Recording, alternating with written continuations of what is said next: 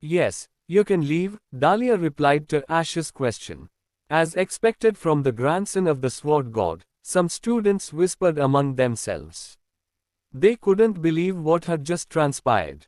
Most of them were too stunned to speak, including all the rankers. Even Damien, who would usually cheer for Asher, was awestruck by his friend's talent. We will stop the next spar for a moment, Dahlia announced, making her way toward Blake. She had seen what Asher had just done. At the last moment, when Blake's sword was nearing Asher employed a strange movement technique unknown to her to shift slightly backward. It wasn't much, but enough to throw off Blake's strike. What happened next left her speechless. Asher used mere steps to appear just to the left of Blake, moving so fast that Blake, who was focused on his sword, didn't notice. In the next instant, Asher grabbed Blake's hand, twisted it, and pulled his body backward using only his strength, halting his momentum instantly. It was hard to believe that all these refined movements occurred instantly, but countering Blake's sword art wasn't difficult for Asher. It wasn't hard because he had done it once before. It was a spar, so Asher didn't push things too far and ended the duel before it became dangerous. The memories from the Rune of Aeirdan were still vivid in his mind. It was safer for him not to stay around others for too long. Even with Gavin, he had difficulty refraining from killing him outright. Let's just go back, Asher thought, walking past Damien, who was trying to approach him. Seeing this, Asher shook his head and advised Damien against it. Focus on that, Asher pointed at the sparring spot where Blake was getting up. Oh, right, Damien waved his hand and returned, forgetting that the class was over. Asher was heading towards the exit but altered his path slightly as he walked past Gavin, who had observed the entire duel with his eyes wide open. Choose your sides carefully, Asher whispered to Gavin as he left the duel class. Gavin didn't react noticeably, so no one realized that Asher had spoken to him. But Gavin had heard Asher clearly. Initially, Gavin had hoped that Blake would teach Asher a lesson, allowing him to negotiate with Asher later. But now, having seen what had just occurred, all his hopes and plans were dashed. Like him, Alan, who had watched the whole duel, struggled to control his trembling hands. No one noticed it, but when Asher defeated Blake, his gaze fell on Alan. It was only momentarily, but Alan knew that Asher was looking at him. Ads by Pub Future. Seeing that indifferent look once again brought back memories of the representative tournament. Isn't that guy too strong? Vanessa casually mentioned to Amelia. Ah, yeah, Amelia responded, puzzled as to why Vanessa spoke informally to her. Blake, do you want to continue with the spa? Dahlia asked, looking down at Blake, who sat on the floor with his head hung low. Did I just lose? Blake pondered. No. It was because I couldn't use aura, he reasoned. I can't lose to a first year. No, Blake's mind was in chaos. Blake Cranston. Dahlia called out loudly, causing Blake to look up. Do you want to continue the spa? She repeated her question. She understood why someone like Blake would be so unsettled by his loss and acknowledged that she would probably react similarly in his position. However, she had to continue with the class. Blake looked around and saw the faces of all the students present. He could sense their mocking stares. Yeah, Blake responded, his gaze landing on Kevin and the other rankers. He could tell that they all believed they could beat him. He hadn't experienced this kind of scrutiny in a long time. Being the top-ranked student who had always triumphed over others, being perceived as weak wounded his pride even more. Upon hearing Blake's response, Dahlia allowed the three teams she had formed to come forward and spar with Blake. I need to show them, Blake thought, growing even angrier. We can defeat him, Elena said to Kevin. She believed that if Asher could do it, so could they. Kevin shared her sentiment. If Asher could do it, perhaps it was Blake who wasn't that strong. It wasn't just them. Apart from the second-year students, all the first-year students blamed Blake for being too weak. Ah, Leon won't like this. Jack, who had watched the whole duel, realized what kind of news would spread across the World Academy. It wasn't the sort of news Leonard would want to hear right now. It's a good thing I joined him, Sam noted Jack's expression when Asher defeated Blake in the spa. He felt as if he had made the right choice. Despite joining Asher, he wasn't confident that Asher could help him. Maybe he can really save my mother, Sam thought. Begin the next spa, Dahlia commanded as Kevin, Elena, and Licia stepped forward. I will attack him, and you two can support me, Kevin said, and Elena nodded in agreement. 3 minutes later, Kevin was on the ground, as were Elena and Licia. These fools think I'm a loser. Blake spat out, his eyes gleaming with anger. Kevin looked up at Blake while blood trickled from his mouth. After Asher's spa, Blake completely changed his fighting style. The other second years could tell he was serious now. This was the Blake Cranston they knew, but it only further emphasized what kind of monster Asher was, contemporary romance. And this was confirmed again when Blake defeated the next two teams, including Amelia and Damien.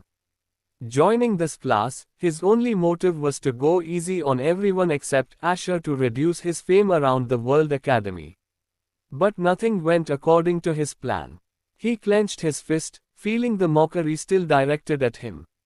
You can leave now, Dahlia instructed, noticing Blake's behavior. Even though he hadn't violated the spa's rules, these were more like duels than spas. It seems his ego is bruised, Dahlia surmised, sensing that the defeat was messing with Blake's head. Blake turned to leave the duel class, heading straight for the second-year ranker's dorm. Bam bam bam bam. Blake relentlessly struck the walls in his floor's training area. Bam bam. Damn it, Blake cursed, continuing to hit the wall until his hands began to bleed. He was too enraged to calm down. He could feel all the respect and fame he had earned crumbling down. Even though he had defeated everyone else, losing to Asher in a one-on-one spar was too much. Brother won't like this, Blake thought as he finally stopped. The Cranston family was very strict, and he knew they would not react favorably to this news. Shit, shit, shit, Blake cursed under his breath. Meanwhile, Asher was in his room, looking at the information Tom had sent him for today. So, they've tracked him down, Asher muttered. Tom had told him that some people had attacked Darren Marks, and he was killed soon after. Darren Marks was the same guy that Asher had blackmailed into killing his two friends, Gemard Ratliff and Robert Willis. He knew it would have happened sooner or later, as both Gemard and Robert were involved with Rothschild and Alistair's business, which wasn't open to the public. It was only a matter of time before Darren would have been found, and seeing now that he had been killed meant they knew both Gemard and Robert were dead. He'll be occupied for now, Asher said, thinking about James Rothschild. First, the incident at the Kalwaz Gala involved Louis Rothschild, and now one of their moles in the Abyss Corporation turning on them. He would be busy until the Kalwaz Gala. But he knew that the one who sent the assassin was probably from the Alistair family. Everything was going as Asher had planned. It was enough of a distraction to keep many people busy until the gala took place. Right now, the name Zephyr was still not enough to shake the foundation of the elite families. But that would soon change. The gala should be interesting, Asher said, his eyes turning cold. So, are we hosting the gala as planned? Cameron asked the same old man who managed the meeting of the 7 heads. No, it will be pushed ahead by 2 months, but it shouldn't matter as the dates were never announced, the old man replied. As the gala was not announced yet, they could postpone it just enough to maintain the pride of the elite families. The security issue with the vault was not a minor one that could be overlooked. Even now, half the manpower of the authority was working with the World Association to find traces of the unknown group, Zephyr. Did the results come in? The old man asked while sipping his tea. No sorts of drugs were found, but Louis Rothschild did say that the drug or whatever poison the intruders used affected their mana circulation, Cameron replied. I can't even trust what that guy says, Cameron said as he grabbed his forehead. Nothing that came out of Lewis's mouth made sense to them. An unknown drug that could affect the mana of an S-rank hunter and below. Only 3 people below S-rank managed to escape a peak S-rank hunter. Wasn't there an incident that happened with Louis Rothschild during the party of the heir of the Greville family? The old man said as he remembered the rumors around that time. Is he holding a grudge for that long? I can't even do anything extreme because of his status, Cameron said with an irritated look on his face. His delusions are the reason our search is not going anywhere, Cameron spoke. They had no clue about the intruders, and the statements they got from Louis didn't make sense and were not helping them at all. Cameron, sometimes it's not good to overlook things, the old man said. So, what should I do? Interrogate the heir of the Greville family who is still in his first year at the World Academy. Cameron replied, Hey, I heard you fought and escaped an S+ rank hunter. Cameron said. The old man just laughed seeing Cameron's antics.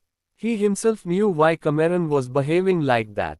The pressure to find the identity of this unknown group was high, and even the chairman of the Artisans Association got involved as the vault's security was breached. Well, I am glad that only 2 artifacts were stolen, Cameron said. After searching and verifying, it was found that only 2 artifacts were missing. But they didn't know what they were as most of them were not analyzed by a rune master. They were meant to be auctioned and the difficulty to analyze such high-ranking artifacts was too hard. So are we announcing the gala this week? Cameron asked. Yes, after confirmation from the 7 heads and after we decide who will inaugurate the gala this time, the old man said. Whiteheart are not a good choice anymore, he said. Ads by Pub Future. And Hargrave's head doesn't want to be the one to do it, the old man sighed. Why? Cameron asked. Opening the gala, and being the main host was considered a great honor so it didn't make sense to him. Let's just forget it, the old man said with a tired look. And it was his hint to Cameron to not dig any further. And make sure you deliver the estimated dates to the World Academy in advance, the old man reminded Cameron. Okay, then I will go back, Cameron understood. The orders and stood up. Seeing the old man nod, Cameron left the room. Well, it's a good thing they only did such little damage, the old man said to himself. He was thinking about Zephyr, and the people behind it. And he knew that their movements would be extremely difficult knowing that many forces were searching for their tails. Well, that's what you get for going against the elite families, he muttered. He was sure that none of the existing illegal organizations were behind this attack. And if they were, things would get extremely difficult for them considering the crime this time. In the World Academy, contemporary romance. What? Blake Cranston lost a spar against Asher Greville. A second-year student asked. Don't you know, almost everyone knows about this, his friend said. But how? The second-year student asked. It doesn't make sense. You were telling me that the Blake Cranston we know of lost to a first-year student. He had a shocked look on his face. But it was not just him. This news had spread like wildfire inside the World Academy, that even the professors knew about it. Something like that had never happened in the history of World Academy. There were times when a first-year student would defeat their senior, but defeating the rank 1 student was an entirely different thing. Not only was Blake the most powerful student in the second year, but he was also known for attempting the most dungeons out of all second-year students. He had the most battle experience out of all second-year students, so him losing to a first-year student was an insane shock to the second-year student. Hey, doesn't that mean a first-year student is better than the whole second year? One of them said as many eyes turned towards him. Wait. Why is everyone glaring at me? He noticed the stares. It was obvious why people were reacting like that. Knowing that a first-year student who had just joined was better than all of them was not the best feeling in the world. But, it was just a spar anyway, one of them spoke. It's not like they used aura or lethal moves, he continued. Can you beat Blake Cranston in a spar? He never lost a single spar in the duel class. Almost all of his spars were a win, and few were a draw, never a loss, one of the students spoke out. Blake Cranston was not a simple guy either. The second son of the Cranston family who had all the resources and the rough training of the Cranston family. Inside the ranker's dorm, Leonard was sitting in front of Blake and Jack. And his expressions right now were not bright at all. Usually, Leonard would maintain his smile and mask his true intentions all the time, but right now he couldn't control the frustration he was experiencing. How? Leonard asked. Blake was clenching his fist as he knew what Leonard was asking, and he felt that answering it was too embarrassing for him. In one day, your one loss will result in almost half of the people that we brought on our side crumbling and stepping back, Leonard said. If you can't even win against a first-year student, how were you so sure about winning the end-year tournament? Leonard asked while staring at Blake. Leonard was controlling himself from losing his temper, but it was hard to do so. But even though he wanted to strangle Blake right now, he couldn't act too rudely against Blake, knowing that he was from the Cranston family. I will duel him again, Blake said, looking at Leonard. Last time, I focused too much on swordsmanship, but in a duel, it will be different, Blake replied. No need, just forget about Asher Greville for now, and this time follow my orders, Leonard glared at Blake. Blake wanted to deny, but seeing the look in Leonard's eyes he stopped. Let the midterm examination happen, I will handle matters regarding Asher Greville, Leonard said, looking directly at Blake. Just focus on regaining your image, challenge people to duel from the third year, I will give you the names, Leonard said. And clear your reputation a bit, he said. And Jack, spread rumors that Blake went easy on Asher Greville and it was not an actual spar, Leonard said, and Jack nodded at him. Right now, losing influence was not something Leonard wanted. Most of his influence was there because of the top members of the Blood faction. And tell Alan and Gavin to increase the speed of the task we gave them, Leonard spoke after thinking a bit. Make sure most of the people lean over to the Blood faction's side rather than the student council, Leonard said. This is getting annoying, Leonard thought as he leaned back on the chair. Everything goes wrong around Asher Greville, Leonard thought. Since the moment Asher entered the World Academy, everything went wrong for him. And this made Leonard even more aware of Asher's existence. I need to be careful around him, Leonard muttered to himself. He became even more focused on Asher, as he was the only one Leonard couldn't read properly. That guy would be a good card, Leonard remembered Kevin and the deal he made with him. Although Kevin made it clear that he would always side with Raylan in matters concerning the student council, he accepted the proposal that Leonard gave him. Now all Leonard needed to do was to make sure that Kevin, who was estimated to be the rank 1 student, would be able to stand against Asher Greville. Right, the gala will be announced this week, Leonard said, looking at Jack and Blake.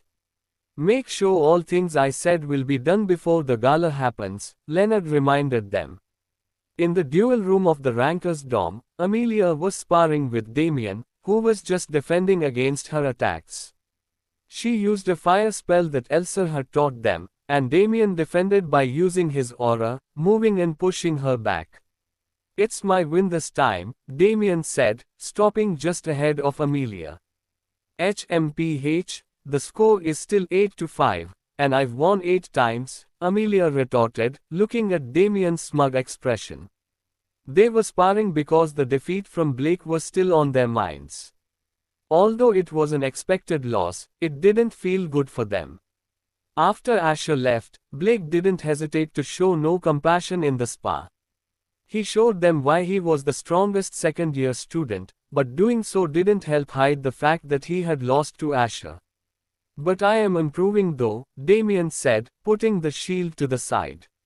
Why are you even choosing to become a tanker? Amelia asked. Didn't Uncle David also insist you choose the other course? Amelia asked. Damien just looked towards the wall and dodged the question. Hey, are you ignoring my question? Amelia looked at Damien. Come on, don't nag me like my father, Damien replied. Seeing Damien's face, Amelia knew that their conversation wouldn't go anywhere. He should choose combat arts instead of this, Amelia thought as she looked at Damien. In her perspective, it was a waste of Damien's talent to become a tanker, whose main role was to act as a defensive line instead of being aggressive. Although not comparable to Asher, Damien was amongst the top candidates if judged purely on battle instincts. The Seymour family was famous for its hand-to-hand combat skill, and David Seymour was among the best, if not the best hand-to-hand combat hunter. Their skills and family techniques were all molded to achieve the best possible way to attack using their bodies. And David wanted the heir of his family to carry on with the same tradition, but unfortunately, both of his sons didn't want to do it. Nate declared that he wanted to go more towards the academic side instead of focusing on being a strong hunter. David Seymour's biggest headache was that he didn't want his sons to not carry on their legacy, but seeing that Damien still had the resolve to become strong, he decided to let Damien choose whatever he wanted to become, on the condition he learned all the techniques from him. This was something that Amelia didn't know, as David had told Damien to hide this fact from others. He didn't know why, but the day after Damien discussed that he wanted to choose something other than hand-to-hand combat, David told him not to tell anyone that he was also learning combat arts. It was a strange request, but David told Damien to hide the fact from everyone, including his own family. Even his mother and his younger brother Nate didn't know about this. Ads by Pub Future. At that time, Damien came to the conclusion that his father insisted on this condition because his mother would not have liked the pressure that would fall on Damien to learn two completely different techniques at the same time. But that was not the only reason why David chose to do so. There were many things about the world that they saw with their eyes that they didn't know about. Most of the ugly truth about the true nature of a society where the strong were always preferred over the weak was still hidden from the eyes of the privileged students of the World Academy. I heard that the midterms are scheduled for the next 2 months, Damien said, picking up a bottle of water. They'll conduct them before the gala, as most of the elite family children here would attend it, Amelia replied, picking up a towel to wipe her face. I heard from seniors that they're increasing the complexity of the exam, Damien said. It won't be a simple dungeon expedition anymore, he continued. Isn't our current team still the best? Amelia asked, and Damien thought the same. But why do we have Alyssa Astaria on the team? Many negative rumors will flock towards us, Amelia said, remembering the list that she saw. In Asher's team, there were 5 other members including him, Amelia, Damien, Alyssa, Vanessa, and Sam Alistair. Well, she is the 3rd ranker so it's fine, nobody would say anything because we picked a strong ranker, Damien said. Is it because of Asher? Damien suddenly questioned, looking at Amelia. Do you think they changed the complexity of the exam because we would have won just because he was on our team? Amelia asked. Didn't he defeat Blake Cranston in the spa? Damien reminded her. Yeah, but we will be graded individually so why would they do so? Amelia asked. She knew that the chances of them winning were high just because her brother was on the same team as her. But the midterm examination was a team-based exam and all of them would have been graded individually anyway, so it didn't matter that Asher was on their team. They still would have to perform well in whatever the midterm examination was to ensure they got good scores. Makes sense, but Asher is good in both theory and practical tests, so what can they even do? Damien said. Forget about him, why don't you worry about your own theory exams? Amelia said. I did take the courses that were fairly moderate, and you can help me anyway, Damien casually said. What makes you think that I would help you this time? Amelia said, tapping her elbow. Oh come on, don't be mean, Damien tried to act pitiful, but it wasn't working on Amelia. While both of them were chatting, Asher was on his floor, and Sam was present there as well. So, why did you want to meet me? Asher asked, staring at Sam.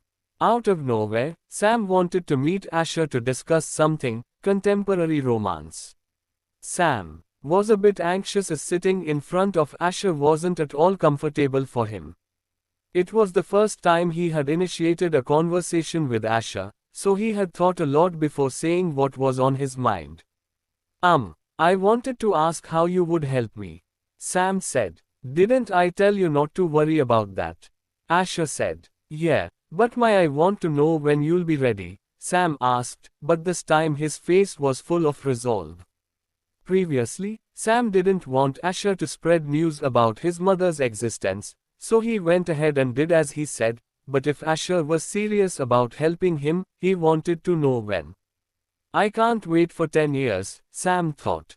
Thinking about the current matters in Halcyon, Sam wasn't confident that his mother would remain safe. Asher looked at the impatience in Sam's eyes, which made it easier for him to control Sam even more. Remember about my group, Asher said, looking at Sam. Yeah, the faction you want to create outside the World Academy, Sam replied.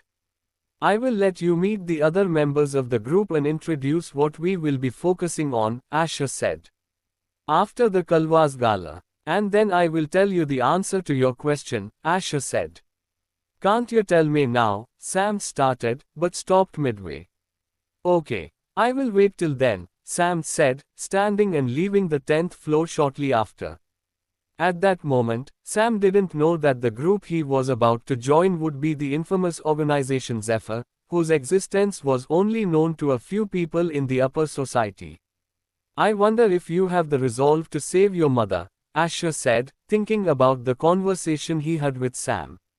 He wanted to know whether Sam would join him, knowing what he wanted to achieve. Asher knew Sam Alistair's only weakness. To save his mother wasn't his objective but Sam's, and everything had a price. Sam needed to pay the price to Asher. Sam, who was leaving the Ranker's dorm, was still lost in his thoughts, and as he raised his head, he saw Licia, who was coming towards the entrance of the dorm. I greet the royal princess, Sam greeted Licia with a light bow. Licia was from the royal family, while Sam was from the Alistair family. Despite both of them belonging to the elite families, he needed to follow the etiquettes that had been followed in Halcyon for generations. Licia looked at Sam and just walked past him. Well, at least it's better than meeting that bastard brother of mine, Sam laughed it off as he walked towards the VIP dorms. Asterisk asterisk asterisk asterisk. In the student council room. What's the current state? Raylan asked Tyrone. Not much. The news about Blake Cranston losing to Asher Greville is still the most talked about topic, Tyrone replied. Why are the timings so bad? Raylan slammed the documents on the table. Tyrone looked at Raylan and it was obvious why she was in a bad mood. We can't put off the nomination of the student council members, Tyrone said, looking at Raylan. Yeah, let's call the meeting. We can't delay it further, Raylan said as she massaged her head. So, these are the people recommended for the student council? Raylan asked as she looked at Tyrone. Yes, most of them were recommended by our members, and a few were recommended by professors, Tyrone replied as he looked through the documents. They looked at a list of students recommended to join the student council.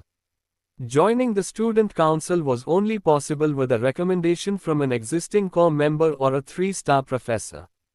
And Raylan and the other core members needed to choose who would join the student council this time.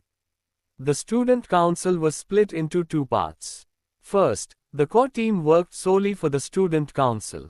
However, while all rankers had the right to join the student council, they would not be accepted into the core part, where all authority lay. Leonard Tervian and Blake Cranston were among them. Apart from Jack Alistair, all the Blood faction's top members were not part of the core team of the student council. This time, we will only choose 6 to 10 members for the core team. It will be enough, Raylan said, looking at Tyrone. I think that will be fine. So, should I call the meeting and invite all these students? Tyrone asked. There were 3 committees and the main student council. Only the heads could decide who would join them, and this meeting was also meant for this purpose. The Blood faction would also be present at the meeting as they were the only faction in the World Academy. So, I will invite the three heads first, Tyrone said, noticing from Raylan's expression that she was still not over the previous meeting. Raylan watched as Tyrone left the room soon after. She tapped on her ID bracelet, and another list of students opened. All of them were the first-year students who were recommended, but it was a more detailed list that included their backgrounds. Tyrone was sitting in a room with a few seats for all the committee heads and for him and Raylan, the student council president. He looked at two more seats reserved for two people. One of them was Leonard Tervian, the head of the Blood faction. And the last seat was for the current strongest student in the World Academy. The rank 1 student from the 4th year. These were the only reasons this meeting couldn't be postponed further, as most 4th year students didn't have much time. They were busy entering dangerous dungeons and completing tasks to ensure they graduated from the World Academy. Tyrone looked at Zua, the head of the management committee, enter first as she walked in with the head of the discipline committee, who had also arrived. Behind them were a few students from their committee as well. As they would be choosing the next members of the committee, they were allowed to bring a few people from their committees to attend this meeting as well. Ads by Pub Future. I hope this meeting goes well, Tyrone sighed, thinking about the rest. Right now, the whole academy was in chaos with Asher defeating Blake Cranston, and soon this news would be revealed outside the World Academy as well. And he saw the hall start to fill as all the first-year students who were invited started to enter. Among them were all the rankers and many others. The total number of students gathered here was about 150, and they were part of the top 200 students in the rankings. And soon, everyone was settled. Tyrone looked at Raylan, who entered as well. The next one to enter was Leonard Tarwan. Raylan looked towards Kevin, Elena, and Eva sitting in the hall, and she smiled at them. Many students noticed this interaction, and it was obvious as the student council president was the older sister of Kevin Whiteheart. Both of them took their seats, and Raylan started talking with Zua. The head of the discipline committee ignored their conversation. Tyrone took his seat as he picked up the document on the table, and a similar one was present in front of all seats. Right now, all of them were attracting many stares from the first-year students as almost all had a significant status outside the World Academy. But the ones gathering the most stares were Raylan and Leonard Tervian. Both of them were extremely attractive individuals.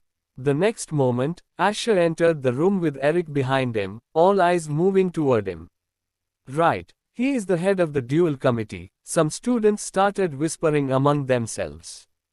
The recent incident with Blake made many forget that Asher was the head of one of the three committees. Asher walked towards his seat and sat down with Eric standing behind him. Asher looked at Damien, who was waving towards him, and Eric, who was standing behind Asher. He's still the same, Eric said with a smile. He remembered seeing Damien a lot when he would visit Asher and Amelia. Normally, people like Damien would ignore Eric as he was only the son of the head butler, but Damien didn't mind the status gap between them. Silence. Raylan spoke out as the mana pressure of AB rank hunter took over the hall. We will start the meeting soon, so I expect you all to behave properly. Raylan's commanding voice made the chatting the first year stop. Leonard just smiled seeing Raylan, but internally, the timing around this meeting bothered him just like Raylan. But this timing was the worst for him. The student council was still in a better position than the Blood faction, which had lost much respect and admiration. Who is the empty seat for? Some students looked at the empty seat beside Raylan. But their doubts were soon over as the door opened, and two fourth-year students entered the room, contemporary romance.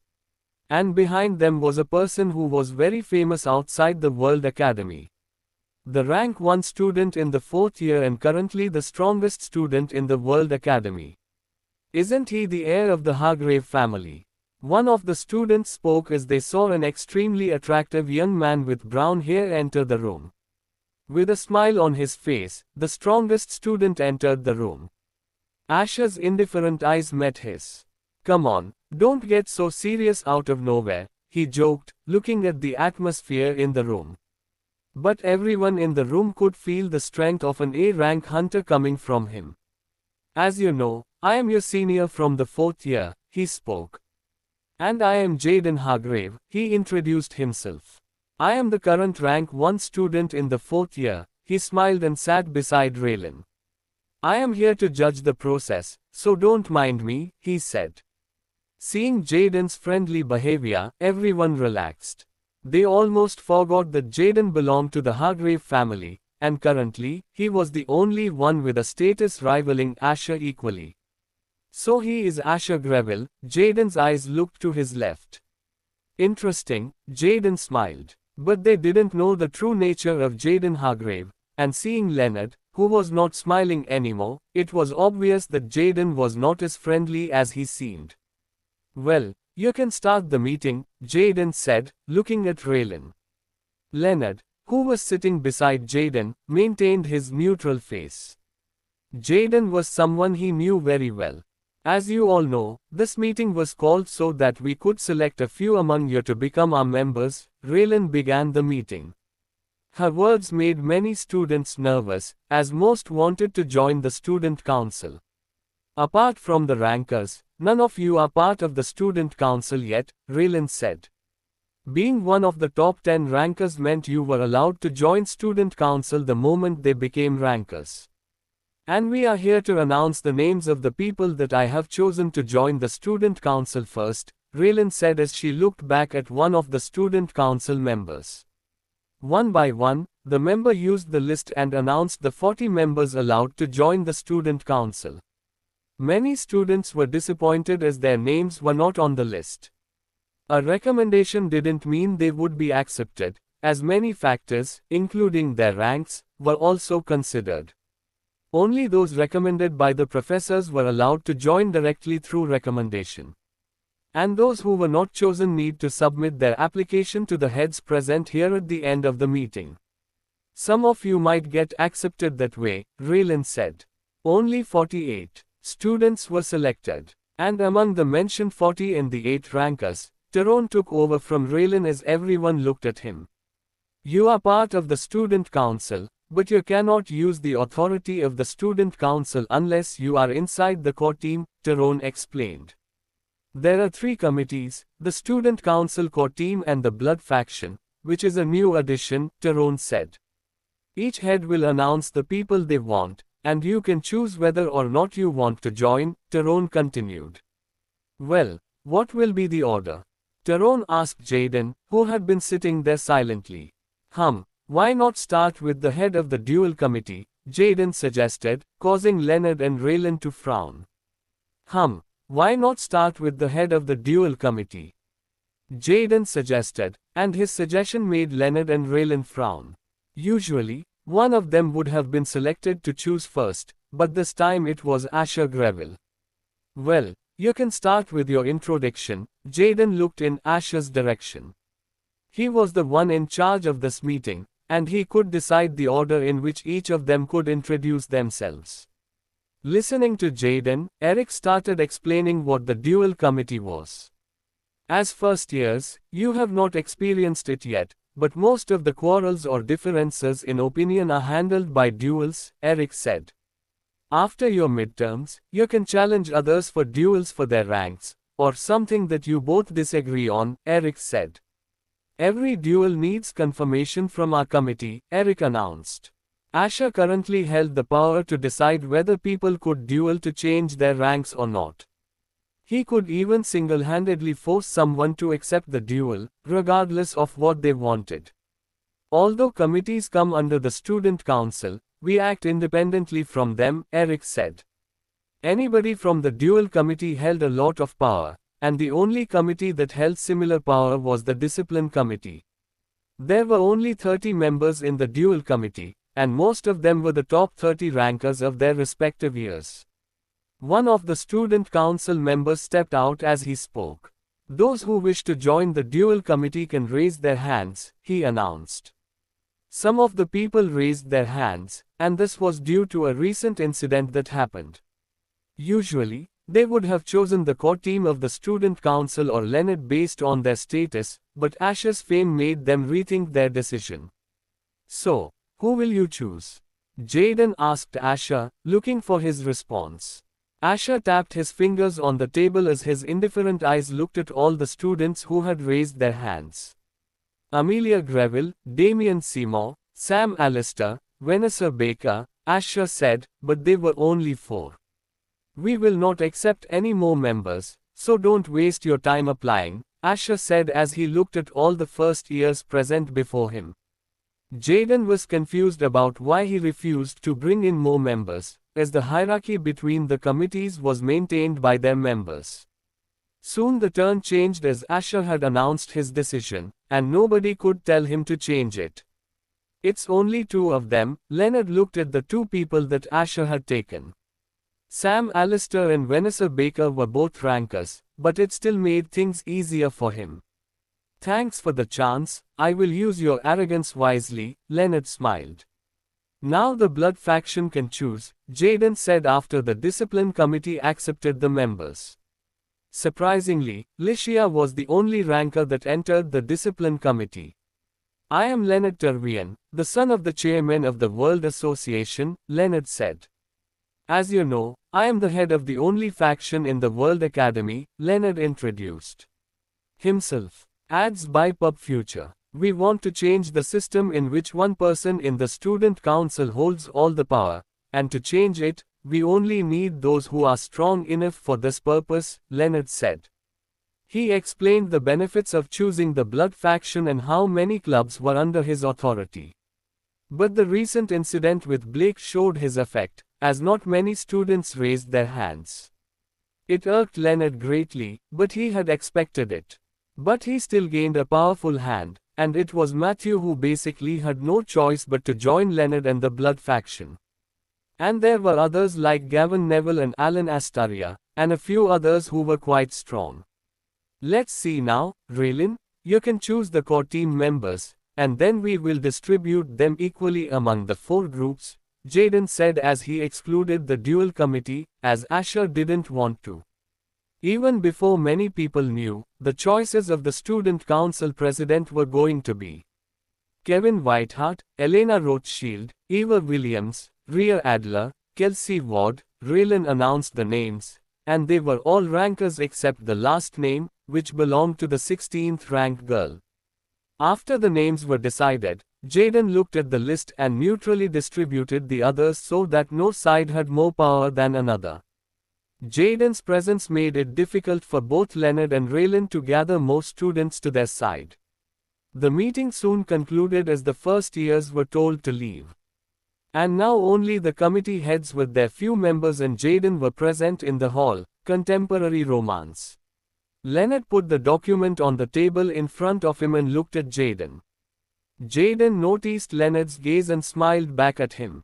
My work is done here, so I should leave. Jaden stood up. Jaden left with the other 4th years, and none of them tried to stop him. Seems like it failed, Leonard noticed Jaden's action. Unlike Asher, who was still a first year, Jaden was a 4th year student, so both Raylan and Leonard treated him more carefully, knowing he was the current heir of the Hargrave family. Seeing Jaden leave, Asher also stood up. Let's leave, he told Eric, who nodded and followed Asher. Isn't it great that Jaden Hargrave supported us? Eric said to Asher as he followed him. He is not someone who supports others, just ignore any requests from his side, Asher said, and his words confused Eric. Didn't Jaden Hargrave just support Asher against people like Leonard Tervian and Raylan Whiteheart?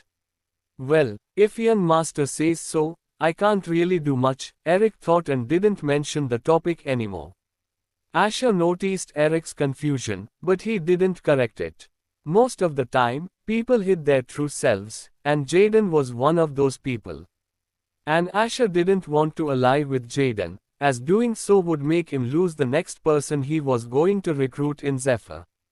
Last time it was Kevin Whiteheart who got his support, Asher remembered his previous life. In the fourth year area, Jaden was going towards the ranker's dorm. Why did you support Asher Greville there? One of his friends behind him asked.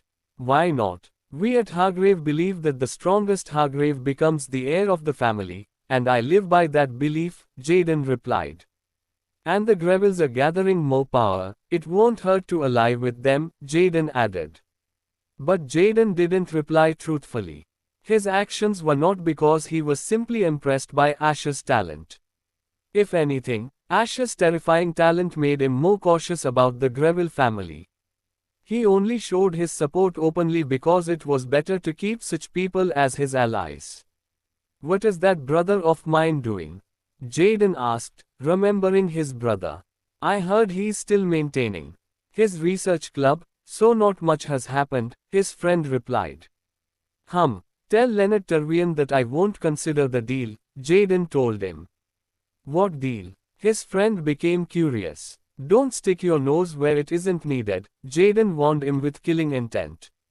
I'm sorry, his friend replied, lowering his head. Seeing Jaden being casual, he forgot that there were times when Jaden was quite scary. What's our next assignment? Jaden asked. It will be an A-rank dungeon in Fascia's capital, his friend instantly replied. Asher left Eric in the third year area as he went towards a specific place where Damien, Amelia, Sam, and Vanessa were waiting. Oh, here he comes, Damien, who was talking with Sam, looked at Asher. Did Eric go back? Damien asked. Yeah, Asher replied. So, will we have no extra people on the team? Amelia asked. No, Asher replied. I want you all to practice with each other and improve your synergy, Asher said. Practice with each other and spar, but make sure you know your strengths, Asher said. What about you and that Astaria girl? Amelia said as Asher stared at her. You can ask her, but I won't be joining you for the practice sessions, Asher said. After telling them, Asher soon left, leaving them to discuss the rest among themselves as he went to the ranker's dorm. Sitting in his room, Asher looked at the current state of his magic. This much should be enough to implement the technique. Asher sensed his current mana, which was enough to implement the technique that Lucas in his previous life had told him about. It was his way to ensure that he could cast various spells in succession, but only he could do so because of the massive mana pool he had. But Asher could replicate the technique with his current mana pool, which had increased sufficiently. Ping! He looked at his ID bracelet as a notification arrived. Less than midterm examination schedule confirmed greater than 2 months from now. Asher saw the dates, and it was a month before the Kalvaz Gala would happen. As the students received the announcement about the midterm examination, a meeting was ongoing in the faculty council. So, are we going through with this format? Elsa asked Xander. Yes, for others, we don't have to think much, but these two teams have many rankers, Xander replied. We will increase the difficulty accordingly but make sure you guys follow them at all times. Xander looked at the chosen instructors for this midterm examination for the first years. This meeting discussed how the midterm examination would be carried out and how they would grade the students. There were many variables in a dungeon run, so they needed proper planning before they went with the format they were aiming for. Make sure that the difficulty is enough for this team especially, Xander said, pointing at Asher's team. Many professors looked at the name, and in front of Asher's name, it was stated that he was AD plus rank hunter. But doing too much will affect the rest of the team, Professor Neiman said, and many agreed. They couldn't increase the difficulty too much for Asher as that would make others in his team that were behind him in rank suffer. That's why we will split the examination into 2 parts, with a dungeon exploration and the test we discussed, Xander said, looking at Neiman. They wanted to prepare a test that ensured both teams could compete equally and they could grade them at the same time. While the faculty council was busy with the meeting, Asher was again heading towards the Great Library. He had generated enough mana to practice his spells much more freely, and he could learn more now. Asher entered the restricted area again, and the old man allowed him to enter as Asher had not used his total time for the month yet. I should learn about the black element. Asher remembered Helena had told him to use the library to learn about various spells. And the restricted area was where various powerful magic and knowledge about the theory behind them were stored. And right now, his priority was learning about a few black element spells he could use. Asher entered the black element section and looked at various books. He could see mentions of various types of black element magic. Something that works with this. Asher looked at his hand, which got covered with a black shadow. Host has used Shadow Control rank D. Asher used the same spell that Helena had taught him, which worked well with him. The black element has various elements, and learning all of them would take time, but right now, he wanted something that was combat related. Theory of Control. Asher muttered the name of an old book and picked it up. Unlike runes, old books about magic could contain more powerful spells than the current ones. Ads by Pub Future. Magic depended a lot on a mage's talent, so the spell created by one person was often not used by others as they simply couldn't. And such cases increased as the difficulty of the spell increased. Right now, Asher was looking for tier 2 spells, which he could cast freely without worrying about his sword art, which also used a lot of mana. Understanding the black element, Asher read through a few pages, and the first instruction to learn anything was to understand the basics of the element itself. The black element was a highly complex element but not as complex as space. All the spells derived from this element were used to curse or induce fear in your opponents or use it as a combat spell. Casting illusion-related magic was also possible with the black element, but illusion magic was not limited to it. Host understanding of magic is increasing. Asher kept looking at various ways a spell could be implemented, which increased his understanding of magic. Host understanding of magic is increasing. Host understanding of magic is increasing. Asher kept turning pages when he saw another spell similar to Shadow Control. Shadow Control skill that Helena taught him was the most basic spell of the black element that she created herself and used as a base for all her spells. Not only did she give her own spell to Asher, but she showed all the variations she created for that one spell alone. It was a spell that was greatly related to Asher's understanding of magic and the black element. Shadow, which was what people named the energy, was similar to shadow and darkness and was one of the uses of the black element. The energy was corrosive to others, but unlike other elements, it moved with the wish of its user. Unlike fire element, where the spells would surely hurt others if they touched it, black element did not follow the same rules. And this was one of the reasons black element mages were highly regarded, as they could be reckless with some of their spells without harming their allies. This should be a good spell. Asher looked at one of the tier 2 spells mentioned in the book. Shadowbind, a tier 2 spell that was used to restrict your opponent, could restrict even B rank monsters if you could maximize its use and supply enough mana. But what interested him even more was one of the variations that Helena had shown him. This should work. Asher started analyzing the spell pattern that was explained in the book. It was a difficult spell to cast as the structure had to be maintained for a long time, but Asher didn't want to become a pure mage. He wanted spells that could complement his sword art, and he could remove the current bottleneck that was hindering him from completing the technique he couldn't last time. Shadow Steps. Asher looked at the next few spells, some of which were masking spells. The black element was mostly used by those who delved into stealth magic, and it allowed many hunters to safely ambush monsters in the dungeon or kill people. But unlike Kai's ability, the black element didn't make people disappear completely but allowed them to mask their presence. And the number of movement techniques used in the black element was numerous. Host understanding of magic is increasing. Host understanding of magic is increasing. Contemporary romance.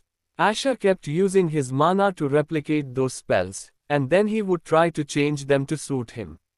It was not as if the spells were not good enough or their explanation was not good, but Asher was not a pure mage. He didn't want to constrict himself to casting such spells the way they were meant to. This should work, Asher imagined the black element and tried to form a chain-like structure. Shadow bind, Asher muttered, and various black chains emerged from the floor. But they soon dissipated as Asher cancelled the spell. This is not good enough, Asher noticed the mana consumption, and it was too high. Let's use his technique. Asher remembered a certain person from his previous life. The only person that Asher felt could rival him due to the nature of their bloodline abilities and the person who sacrificed his own life to save Asher. Lucas Greville, who was known for his endless mana, and the only person who could counter Asher's original bloodline skill, ruler of mana. Asher stopped his mana flow momentarily and used his mana core to attract the mana inside his body. It was a strange process that could not work without his mana flow skill, allowing him to control his mana like this. But unlike Lucas, who had his bloodline ability to assist him, Asher was changing the method to suit him. Host understanding of magic is increasing. Host understanding of magic is increasing. Host has reached intermediate mastery in magic. Asher was deconstructing the spell to the basic while making his mana core attract the mana around him. He had stopped the mana flow that made his body feel tired. It was almost like the energy around his body had halted in one place. This technique differed from his mana doping methods, as this only allowed Asher to cast spells differently than other mages. And there were no harmful side effects from using this technique. Unlike others that used their mana to fuel the spell, he was going to use the mana around him to fuel some part of the spell, but doing so required him to attain the feeling of commanding the mana around him. And he was replicating that feeling with his mana core, which was dense enough to hold a lot of mana. Now let's form the spell, Asher muttered as he started to form the spell formation around his mana core, using the mana around his mana core to make part of its structure. This time, shadow energy erupted from the floor, and chains started forming, but the speed of the spell was much quicker than before. And the mana consumption was lower, but the power behind it remained the same. Shadow control has increased to rank C. Shadow bind rank C is learned. Host has reached intermediate mastery in magic. Good enough. Asher looked at the results, and forming spells in this way allowed him to create a spell that required less concentration to maintain itself. Asher continued sifting through various books, but all the other spells housed in the restricted section were tier 3 or higher. After going through a few more books, Asher turned his attention to more foundational works and the research conducted by various people concerning the black element. Most of the research related to magic was housed within the Mage Association, and apart from them, only the World Academy had records about various magic research that hadn't been shared with the rest of the world. Some of these books were donated to the World Academy by Silvus Grandus himself. However, none of them were about the black element. Asher was engrossed in the books when he heard footsteps. Looking up, he saw Professor Arman enter the restricted area. Arman, the youngest 3-star professor in the World Academy, often visited the restricted section to read various books. "It seems you are quite a diligent student," Arman commented, surprised to see Asher in the restricted section. "But I would recommend you also try learning in the VIP section, as the books here are very hard to comprehend, and the limited time might hinder you," Arman suggested, approaching Asher. Asher closed the book he was reading and returned it to its place. Unlike the runes section, other sections were considerably larger. "It's fine," Asher replied. Arman got the impression that Asher might not have taken his advice to heart, but he couldn't force a student from an elite family to follow his guidance. He was correct. If it were anyone other than Asher, they would have a hard time learning from these books. All of them were very complex, and even professors would spend weeks on a single book. It was clear why Arman suggested that Asher visit the VIP section, where simpler books more suitable for beginners were available. Well, He can do as he wants, Arman thought as he went to pick out the book he had been reading last time. Asher watched him leave, then exited the black element section, done for the day. Increasing magic mastery was only possible through understanding more about magic and improving mastery over the element you were working with. The current classes were only about the basics, where most spells were only explained at a fundamental level. The first year was when the World Academy's subjects were tailored to suit the majority of the students who had not previously received any training. Meanwhile, on the 9th floor of the Rankers' dorm, 6 people were gathered together. I don't know what the pattern of the midterm would look like, but it will involve dungeons for sure, Eva said. And Professor Dahlia already told us that they will score all teams, so we should prepare to increase our synergy, Eva added. At that moment, she was discussing the strategy for the midterm examination with her team, which consisted of Kevin Whiteheart, Elena Rothschild, Licia Halcyon, Matthew, and Rhea Adler. Ads by Pub Future. We have 3 mages and 3 weapon users, so I think we are pretty balanced, Elena noted, looking around. Eva, herself, and Licia were mages, Kevin was a spear user, and Rhea and Matthew used swords.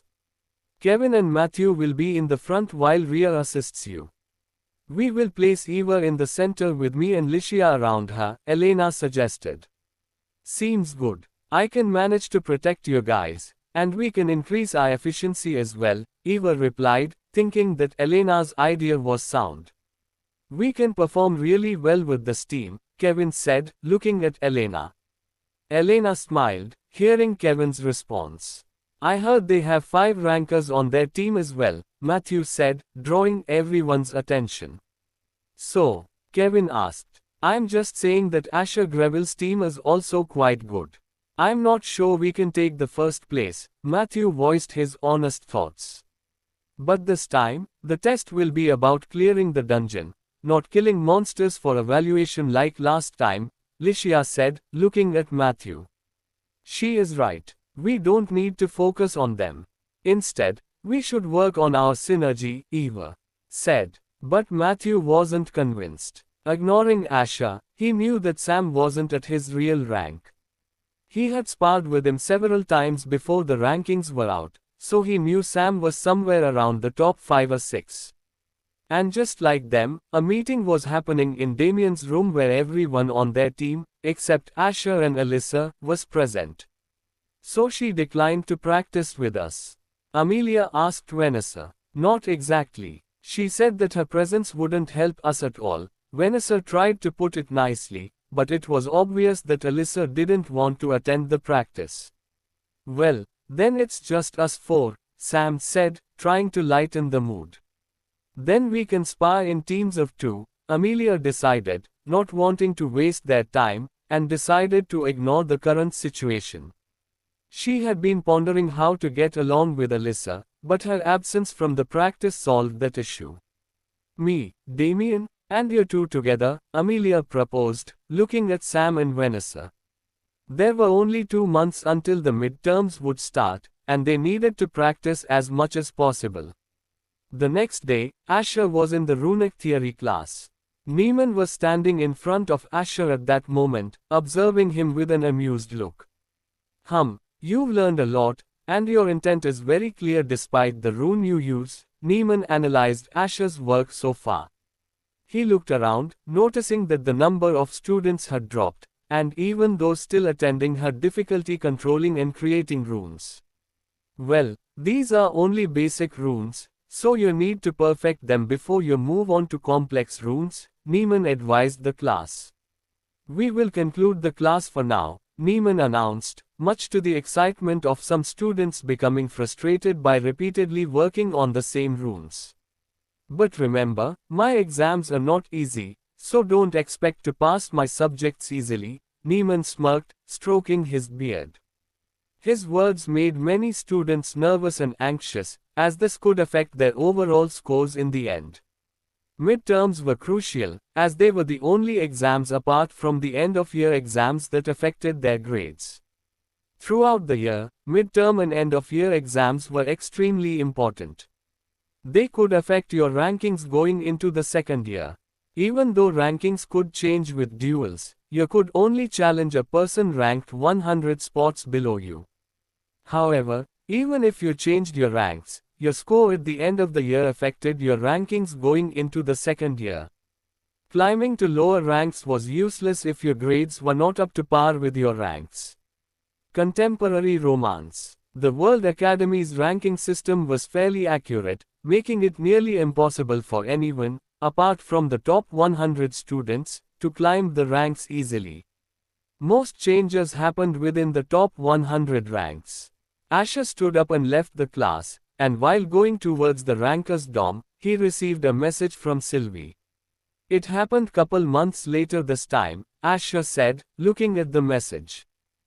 5 days ago at the Mage Association, Nathan was standing outside the room that Arthur was using. This brat really made me wait this whole time, Nathan grumbled as he sensed the changes happening due to Arthur's ranking up. I should mask his mana.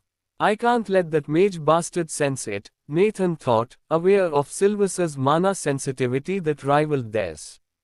He wanted to mask Arthur's mana to keep Arthur's bloodline ability a secret. While watching his son reach the SS rank, Nathan was reminded of Ivor. He recalled that Ivor would always joke around with Arthur when he reached SS rank before Arthur. I couldn't protect you, but I will protect your kids, Nathan vowed as he noticed the mana emanating from Arthur's room. Nathan flared his mana as Arthur's mana kept rising until it reached near the peak of SS rank. Nathan smiled, his eyes shining, as he sensed the powerful mana emanating from Arthur. At the top floor of the Mage Association, Sylvis was wondering. So he has reached SS rank, but why is that old guy flaring his mana? Is he trying to compete with his own son? Sylvis wondered, not understanding why Nathan was showing his mana. But he shrugged it off. It didn't matter how Nathan and Arthur behaved with each other. Now that Arthur Greville was done, Nathaniel Greville would leave as well. I wonder how the others will react, Sylvis mused, looking at the Kalwaz Gala invitation sent to him. The SSS rank hunter, known as the Pillars of Humanity, was given the first invitations. After a week, all the elite families would receive their invitations separately. Sylvis studied the letter, undecided about whether to attend or not. Part of him was concerned about his grandchildren who had grown up without experiencing the upper society. He didn't want his grandchildren to get involved in the scheming of the elite families, so he arranged a special class for them at World Academy. But he didn't want to deprive them of experiences that could help them deal with people from elite families. Well, I'll think about it later, Sylvis decided, setting the letter aside as he looked at the documents on the table. Somewhere in a mansion in Fascia. In a vast room filled with weapons, many people stood watching a duel between a young man with light brown hair and an old man defending against the young man's sword attacks. Judging from the impact of their strikes, both of them were S-rank hunters. Young master is so powerful, one of the hunters watching the duel said. The duel ended as a draw as the old man looked at the young man. You have grown even more powerful, young master, he said. Still, I can improve a lot. He stored his sword inside his spatial ring as he noticed his family's butler waiting for him.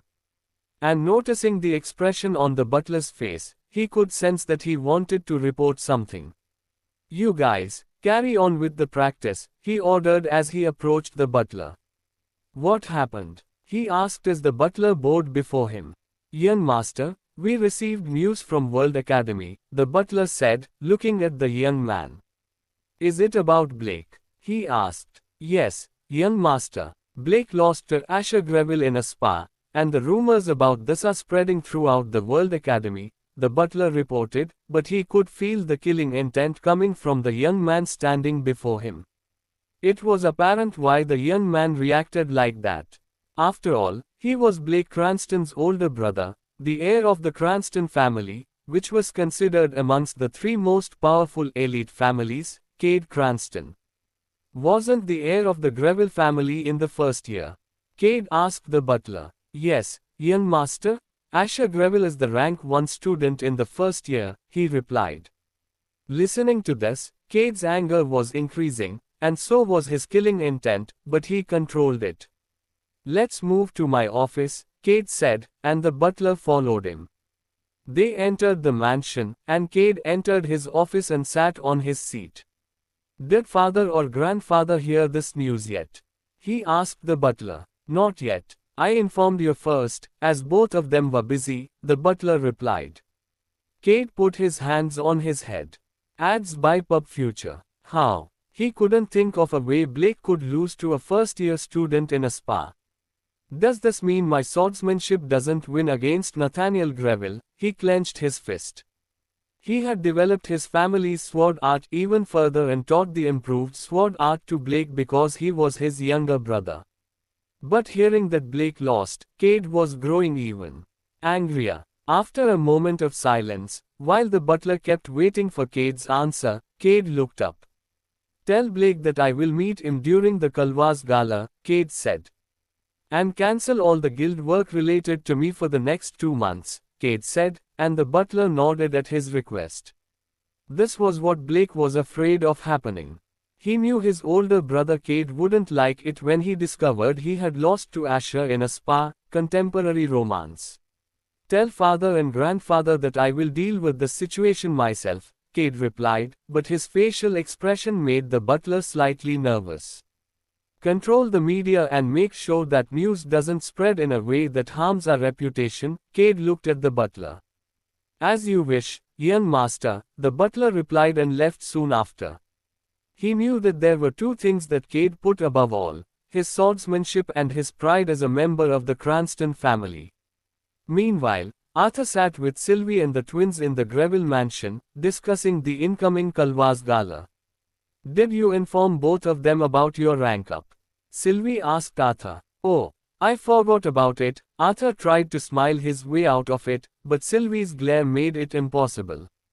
But Sylvie softened her look as she knew that reaching SS rank was different for Arthur. And it was one reason Arthur was spending his time with Lucas and Livia for the past few days at the Greville estate instead of the Abyss Guild headquarters. I will inform them now, Sylvie said as Arthur nodded at her.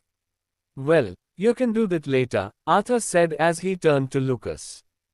Do you guys want to go to the gala? Arthur asked Lucas and Livia.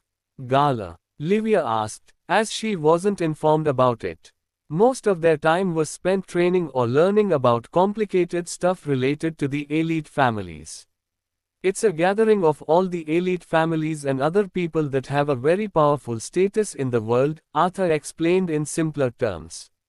Even though nobody would dare to disrespect you guys, there will be a lot of eyes on you, Arthur said while looking at the twins. Before deciding for them, he wanted to know whether they wanted to participate. I don't know. I don't really mind, Livia looked at Lucas. I don't mind either, Lucas replied. He had learned a lot about elite families and, most importantly, the standing of the Greville family amongst other elite families. Nathan made sure that the twins knew that being a Greville, they needed to behave in a way that showed their authority so that no one could look down on them. He didn't want them to avoid the upper society. Sylvie looked at the 2 cute little kids behaving confidently, but she knew that the Kalwas Gala was not just a celebration or auction. It was a place where each family looked and gathered information about the others. Will Big Brother attend it as well? Lucas asked, knowing that both Asher and Amelia were in World Academy. Yes, World Academy gives a leave to the elite family and students that have families that attend the Kalwas Gala, Arthur replied as Lucas's face brightened up. So Big Sister will be present as well. Livia jumped up on the sofa, and Arthur smiled at her. Their conversation continued, and sometime after that, Sylvie informed Asher and Amelia about Arthur reaching SS rank. It happened a couple months later this time, Asher said, looking at the message. He was waiting for this news as Arthur's rank up would attract many people inside Somaria. They will be busy for a while, Asher said as he approached the ranker's dorm. Arriving at his floor, he contacted Tom. Yes, boss, Tom replied through a hologram.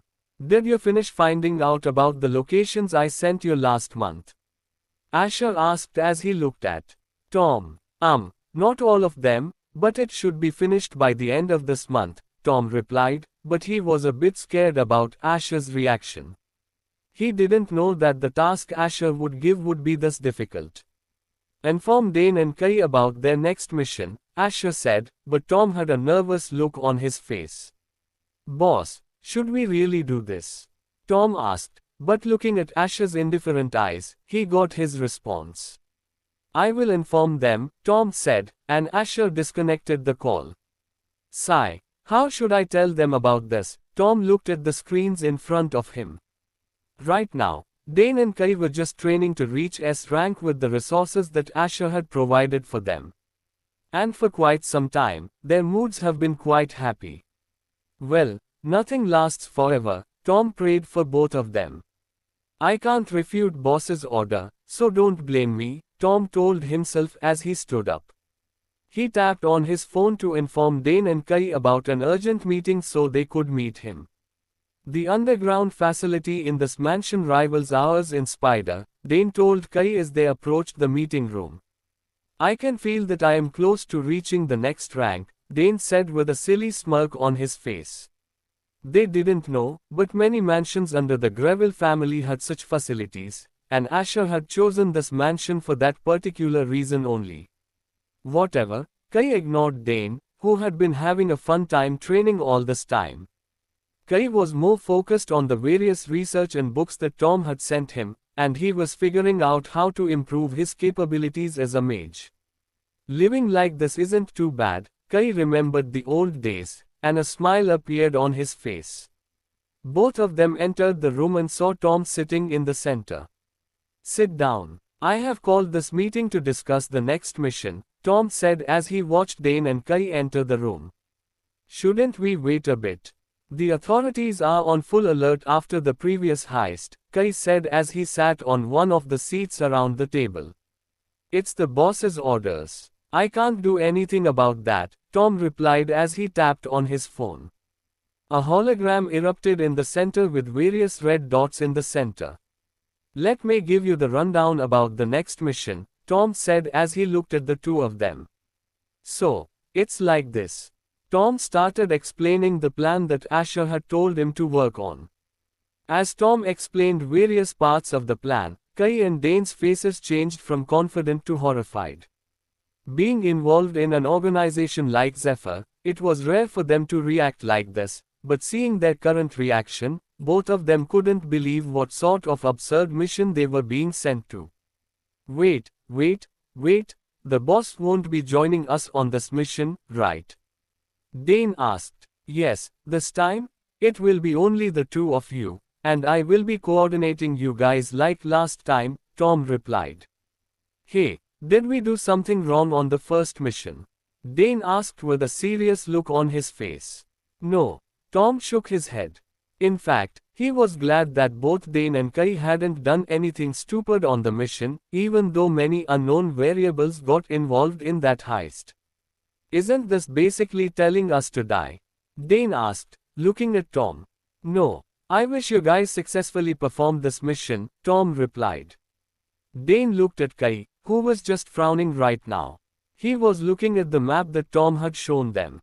Forget about the other locations. We will get killed before we even move out from here, Kai said, pointing at the first red dot. Don't worry, my role in this mission is to make sure you guys don't die, Tom said. Or try to make sure you don't die, Tom thought. Adds by Pub Future. He wasn't sure whether Kai and Dane would survive and complete the mission. Take these tokens. Tom took out various tokens with the symbol of Zephyr, which was the letter Z, with a special design around it. It was a pitch black token, and the message it was trying to convey was pretty clear. We will use the teleporting artifact that we brought out of the heist. Tom pulled out the necklace that Asher had given him. How does it work? Kai asked. Not all teleporting artifacts worked properly, and he rarely saw a teleporting artifact that could teleport multiple people. I've gotten a person to inscribe the coordinates on the back of the artifact, Tom said and showed it to them, contemporary romance. He explained to them the workings of the artifact as Asher had done for him. Tom didn't know why Asher could describe it so precisely, but he didn't question him. Wait, this is one of those artifacts that also works in a dungeon? Kai asked with a shocked look. Yes, Tom replied. This made them a bit nervous as they looked at the artifact. The teleporting artifact, which even worked in a dungeon, was a priceless treasure. This meant that people could even escape red or yellow gate dungeons. Something like this would be coveted by all the people in this world. There's a good chance with this artifact that we'll survive the first 2 locations, but surely you know what kind of security is present at the third, Kai said as he looked at Tom. Don't worry, we'll plan it together, Tom continued the meeting, but it was hard for him to make them believe this mission was possible. The deadline is the gala. We can't miss it. Tom remembered Asher ordering him to ensure their mission was completed before Kalwa's gala began. Kai, you need to improve your bloodline ability by the end of this month, Tom reminded Kai, something Kai was already working on. I've increased my limit by 15 minutes, but I think this is my limit, Kai replied. Still, try to increase it as much as you can. I'll give you all the mana-related artifacts that the boss left us, Tom said. Kai nodded, but the atmosphere in the meeting room wasn't good. Dane and Kai left the room, and as they were walking in the hallway, Kai looked at Dane, who had been silent throughout the meeting.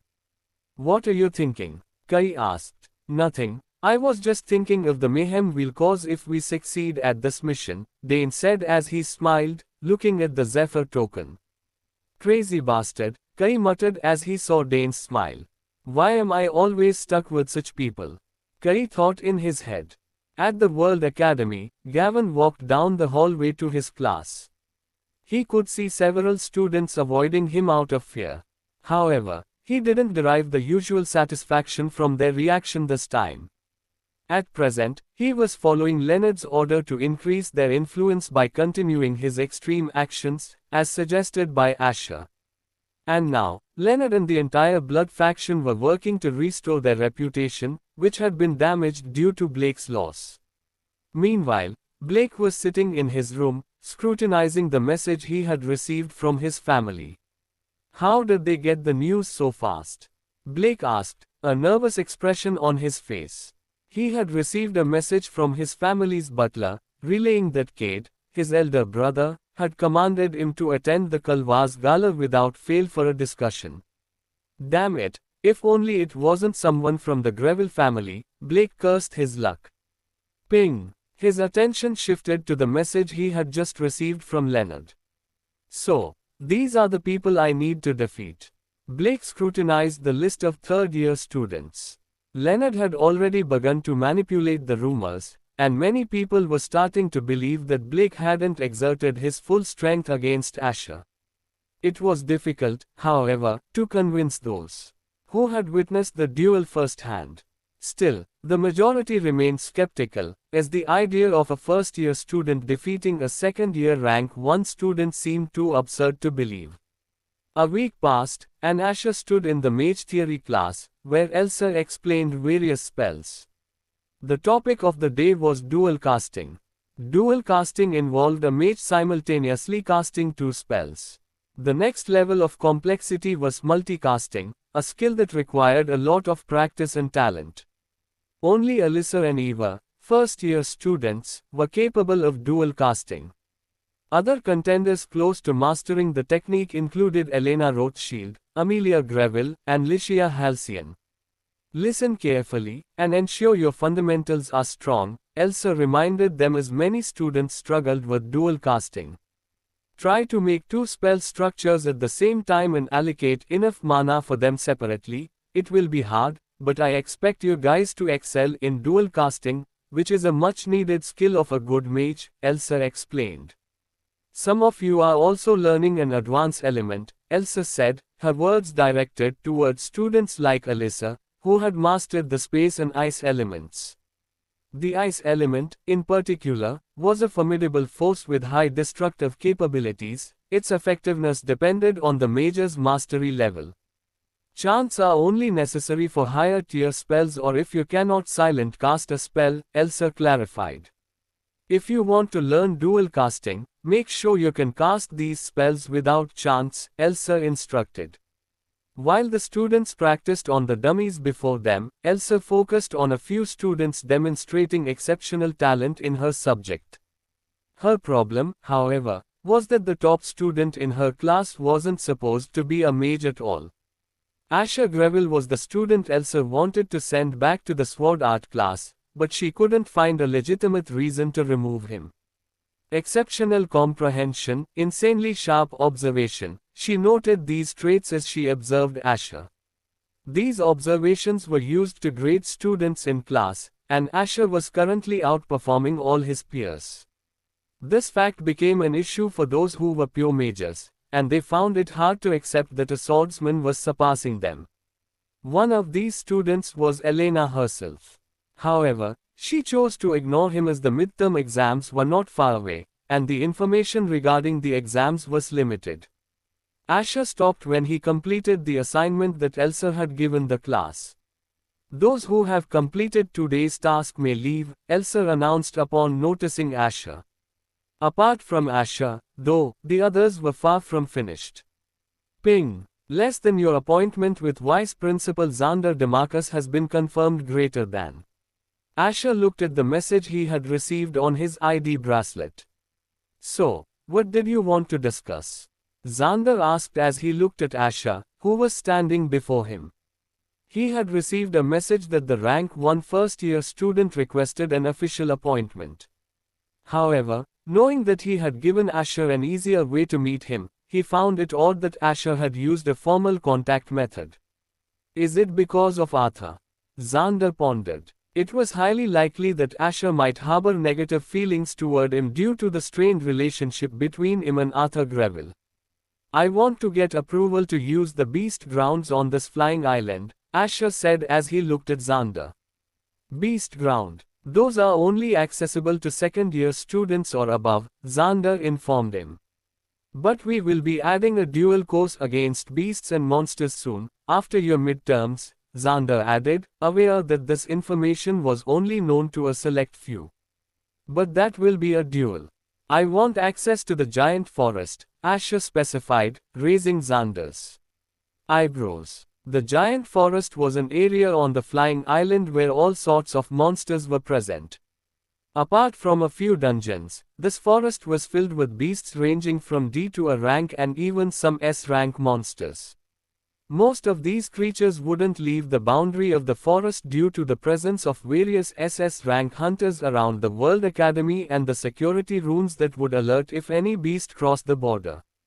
This giant forest was the hunting ground where, starting from the second year, students would go and defeat the beasts within. Is it because of your spar with Blake Cranston? Xander asked, curious why Asher wanted to tackle challenges beyond a first-year student's capability. Even if you can outperform your peers, we can't bend the rules to favor a single student, Xander replied sternly. He might have shown a bit of favor towards Asher, but it was due to his past. However, if your teams take first place and you maintain your rank 1 in all subjects, I might discuss this issue with the rest of the council, Xander suggested. Okay, Asher said as he turned to leave.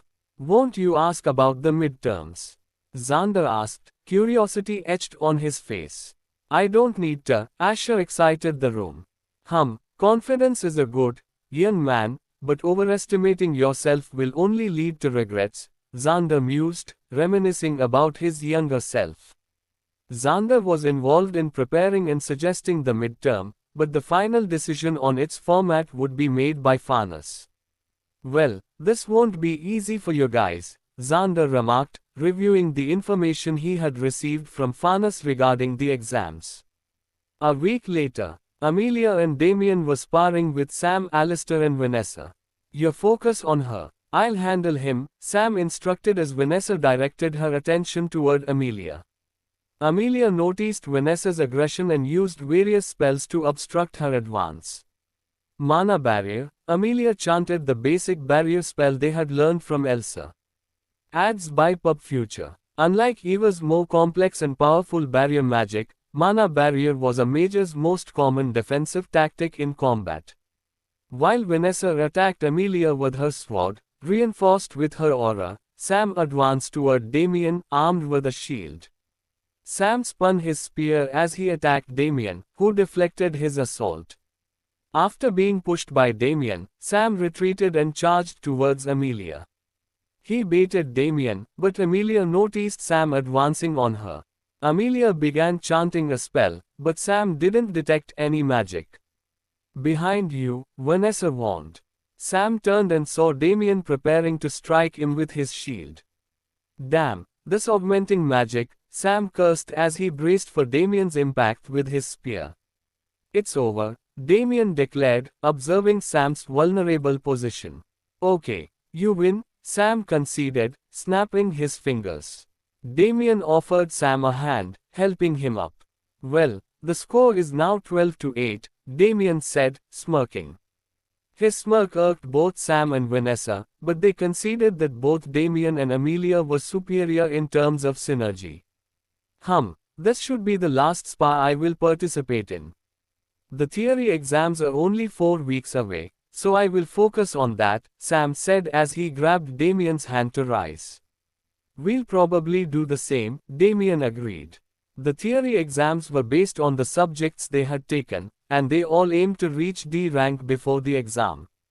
"I heard that Kevin Whiteheart is already preparing to reach D rank," Sam shared what he had heard from Matthew. "I feel like I could push to D rank, but I'm not completely sure," Damien admitted, a sentiment shared by the others. "But we have 6 weeks before the midterm exam starts, so it will be fine," Amelia reassured them, receiving nods of agreement. The SSS rank artifact that increased mana density on the whole island allowed students to rank considerably faster than others. 2 weeks later, Professor Gilson was teaching dungeon theory and explaining some of the most dangerous places in the world.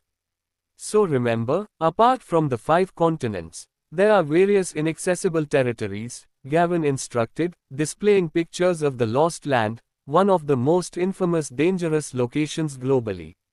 "For a long time, clearing these areas has been a problem for us due to the presence of various SSS rank monsters," Gavin explained, presenting a chart.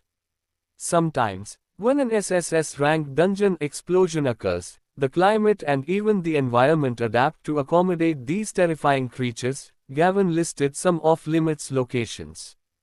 "Although we still hunt in these places, we generally avoid confronting the monsters unless necessary," Gavin continued as a student raised his hand.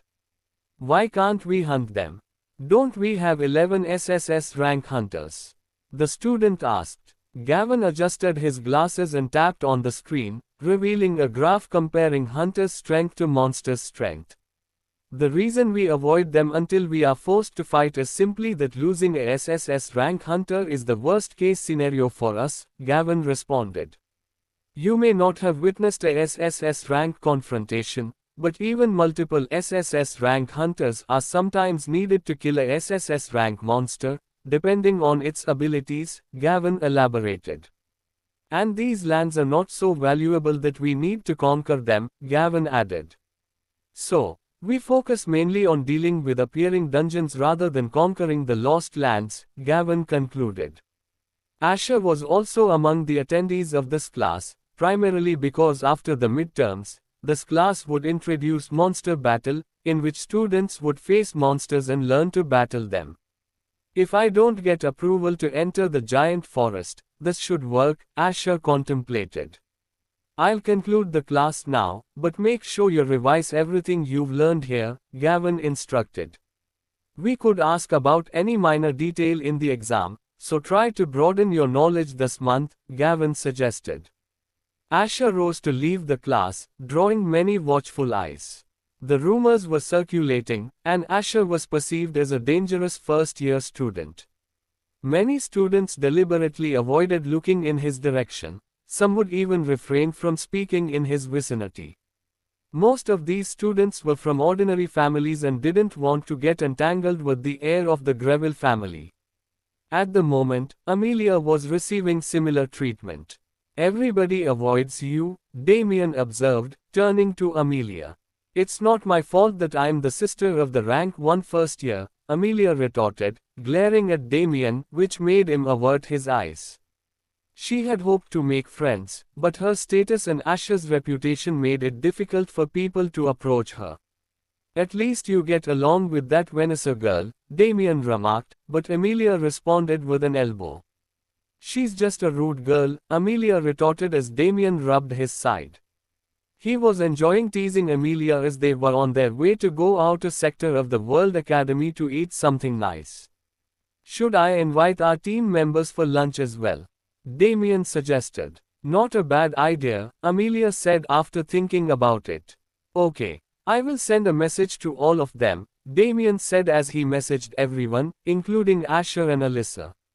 In the Great Library, Professor Neiman was in the restricted section of the Great Library. Maybe I should read some old books. Neiman looked at the vast collection of books.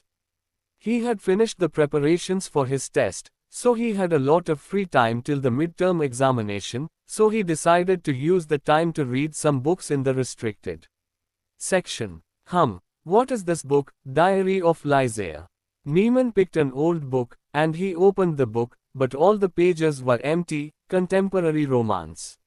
What? Neiman looked at the book again as he flipped every single page. Why is there an empty diary in the restricted section? Neiman was confused. Did they make a mistake while placing this book? Neiman concluded as he put the book back in its place. Let's see. I should find some other interesting book. Neiman started looking at the books around the empty diary. Asher was heading to his room to train when he received a message from Damien. Less than hey, let's go to the outer sector for team bonding time greater than. Asher glanced at the message. Then he received another one. Less than come on, it's not like you attend the team practice anyway greater than. Asher looked at Damien's invitation but couldn't help but reject it. If it had been his previous life, he might have accepted the invitation because it was something normal people did.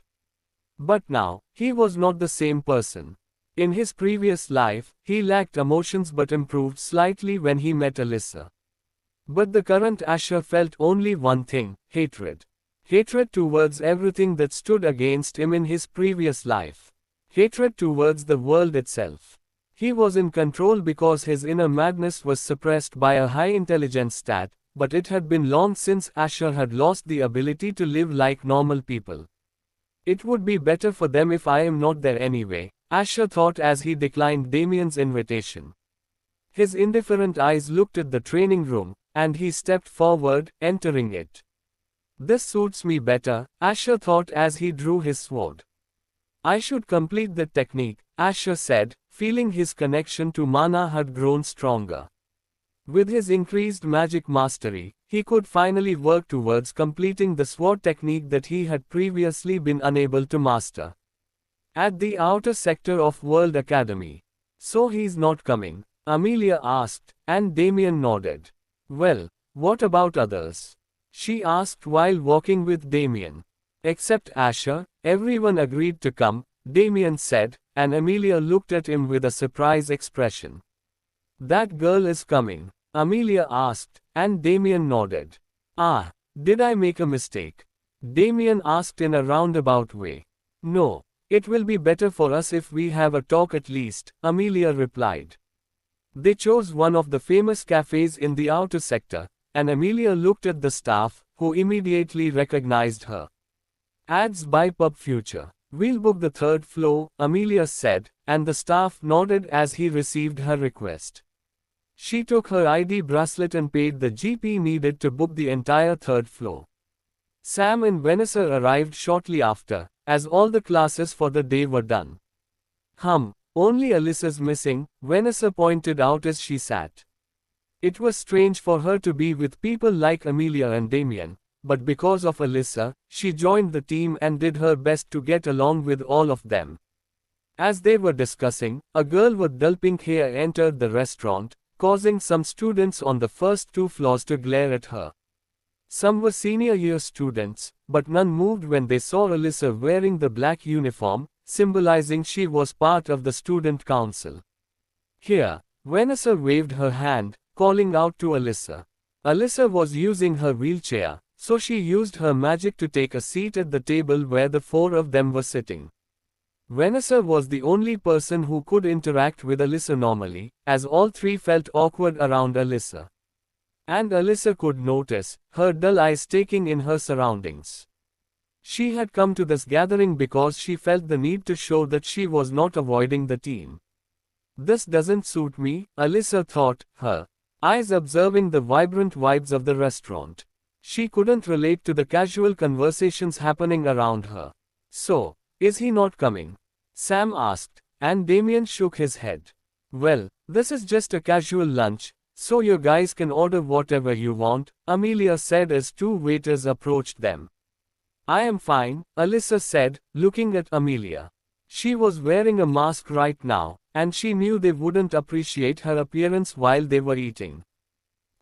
It's fine. You can eat. Vanessa tried to converse with Alyssa, but she felt she was forcing Alyssa to do something she didn't want to do. Okay, Amelia said, and the four of them ordered for themselves. It was a bit awkward, but they thought it was better to get along with Alyssa as she was the only one who refused to attend the spa other than Asher. I knew it. I shouldn't have come, Alyssa could feel it. Even though they tried to fit her in, she was unlike other people her age. But she wanted to see if she would have felt the same calming effect around people who were close to Asher, but sitting here, it was clear that was not the case. She still remembered the glares that came her way when she arrived on this floor. At least it's better than that place, Alyssa recalled the Astaria household when she was 8 years old. Don't show me that ugly face of yours, it makes me want to kill you, Alexander Astaria shouted at the young girl who was looking down at the floor. And don't even think you are related to the Astaria family in any way, be grateful that I even kept you alive, he shouted again, annoyed by Alyssa's presence. Oh okay, the young Alyssa replied. Should I just leave this house, the young girl thought as it felt too suffocating in that big mansion.